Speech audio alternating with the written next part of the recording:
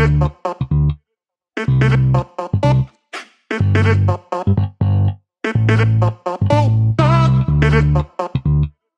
à tous et bienvenue chez Occasium. Aujourd'hui on se retrouve pour une petite vidéo essai et on a décidé de vous faire un essai de la 308 juste derrière moi. Donc c'est un modèle Active diesel en 130 chevaux. Donc au niveau de cette 308 on a en option la peinture métallisée mais également une roue de secours galette. Pour les sièges on a un garnissage en tissu confort. Et la banquette arrière se divise en 2 tiers 1 tiers avec une manette ici de chaque côté pour rabattre et gagner un peu plus d'espace au niveau du coffre. Et maintenant on va passer à la conduite. Donc à l'intérieur de cette 308 Active, on a ici l'écran tactile central sur lequel on a accès donc à la navigation, et aux applications Android Auto, Apple CarPlay et au MirrorLink. On a ici une boîte EAT8 donc à 8 rapports et quand on passe la marche arrière, on a les radars de recul.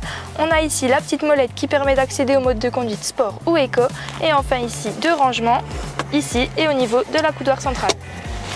Donc là, on est à l'intérieur de la 308 Active pour un essai, donc on est en agglomération.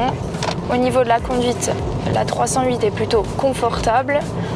Elle absorbe bien les imperfections de la route, on est sur quelque chose d'assez lisse. On a ici la boîte EAT8, donc ici je me suis mis en mode classique, donc les vitesses se passent automatiquement. Mais je peux également ici avec le M passer au mode manuel et dans ces cas-là, je devrais utiliser les palettes au volant juste ici. Donc ensuite, juste en dessous, on a le mode éco et le mode sport, donc on va se mettre sur le mode éco.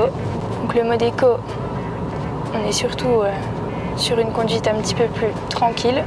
Et après, si vous êtes hors agglomération, sur autoroute, etc., ça va être plus intéressant d'utiliser le mode sport pour avoir des accélérations plus franches et un véhicule qui est plus réactif. Donc ensuite, dans cette 308, on a donc comme pour tous les modèles récents Peugeot et même un peu moins récents, le iCockpit Peugeot, donc l'écran central, et on a ici au niveau de l'instrumentation quelque chose à l'ancienne, donc avec des compteurs qui ne sont pas en numérique. Donc ils risquent de revenir d'ailleurs, puisque en ce moment on a une pénurie de semi-conducteurs, donc ces compteurs-là, on risque de les retrouver même sur des modèles actuels.